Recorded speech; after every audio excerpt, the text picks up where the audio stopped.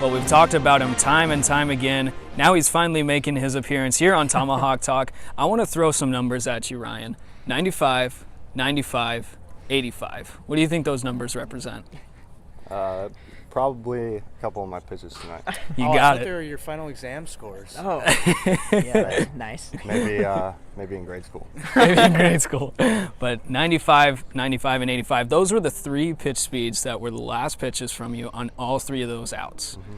So what does it mean to you to have that kind of velocity coming out here and looking at these scouts, throwing up the radar guns, and just seeing people awe? It's a good feeling. Tonight my arm felt really light, and the ball had a little jump to it, which you don't always get. You know, you get some days you feel really good and some days you don't. But tonight I felt really good and had all three pitches working.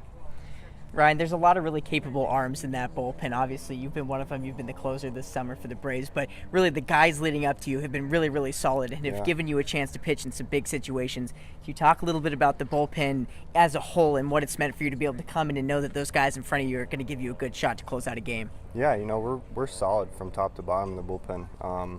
We got a lot of guys that can come in the middle innings and put up a bunch of zeros, and then we got guys that come in for one inning and put up zeros as well. So it's great to have all those guys in the bullpen, kind of, just setting people up, one after another. And one guy comes in and leaves cleans up a mess from the previous guy if there's guys on base. So it's a good thing we got going.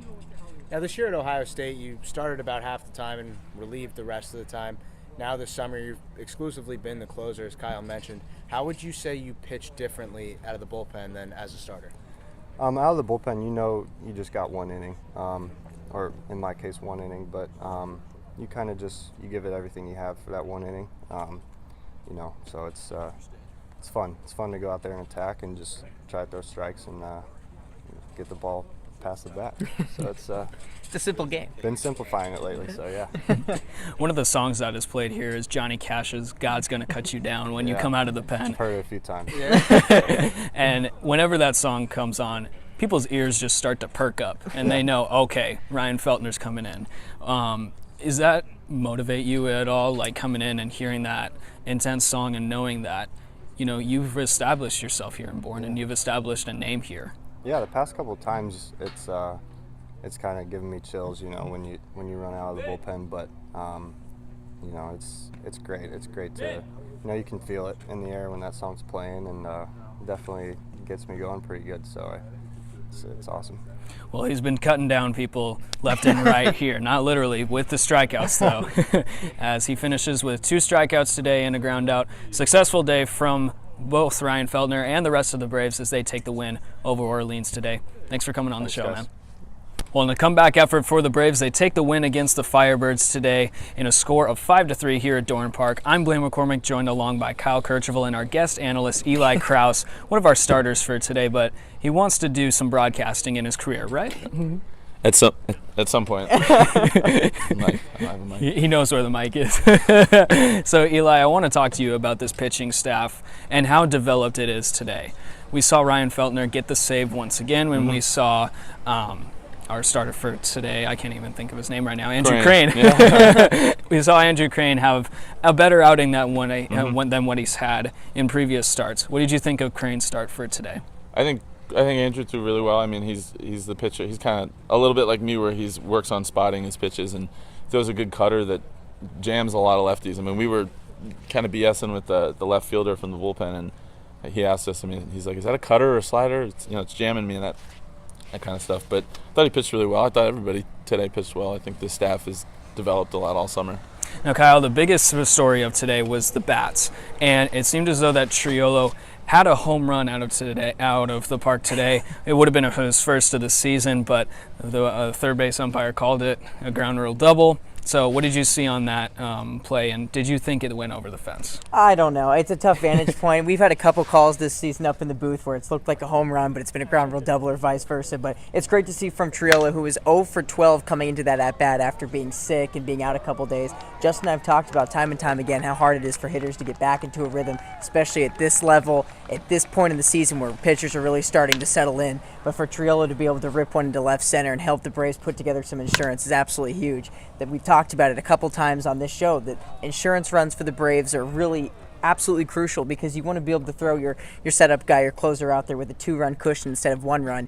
There's been a lot of 1-run games for the Braves this summer, so to be able to see 2-run, 3-1 victories are usually nice. Well, moving on to our players of the game segment, I'm going to go with Ryan Feltner for this one. Yeah, you get to pick.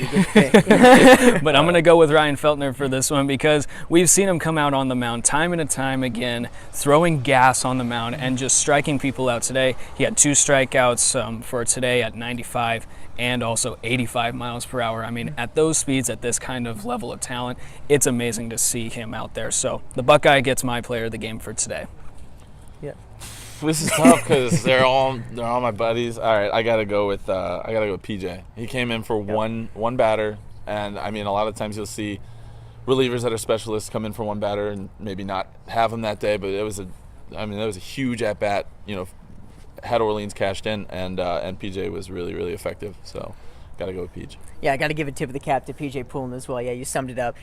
Really a jack of all trades this summer. PJ's coming in situations where he's needed just 1 or 2 outs, and he's gone stints where he's gone 3 innings. So to be able to have a guy like that in your bullpen is huge for Harvey Shapiro going forward. I'm going to give my player of the game to Ryan Feltner as well because of the fact that we I gotta give it to Feltner. we Ryan. hadn't seen him develop the strikeout pitch for like the last week and a half or so, but he got the strikeout in the All-Star game. So I don't know, maybe that got something going for him, but it's nice to see him hit those high velocities. We've talked about it countless times. To be able to have that guy come out of the bullpen, whether you're a pitcher or a batter, it's something to sit and awe at and watch this guy come in and throw BBs at high 90s. So got to give to him tonight against an excellent offense in Orleans. To be able to have a guy like that you can turn to nail it down and secure a win is huge. Well, the Bourne Braves will take their talents over to Harwich tomorrow to play the Mariners in another game. That'll be the last game at Harwich, and you can catch these guys on the broadcast. We want to thank our guest analyst Eli Krause for coming on the Tomahawk Talk. Thanks for having me. Eli, have you liked coming on Tomahawk Talk? We've seen you quite a few times. Yeah, I need like a spotlight interview. Like there's so much more to me. Like we want to get in depth. There's more depth. Like a 30 for 30. I don't know if there's that much depth yet, but like an E60, I got time for that. All right, cool. The story of Eli coming this Book of Eli. Book of Eli. There we go. Well, thanks everybody for tuning in to Tomahawk Talk. We'll catch you next game.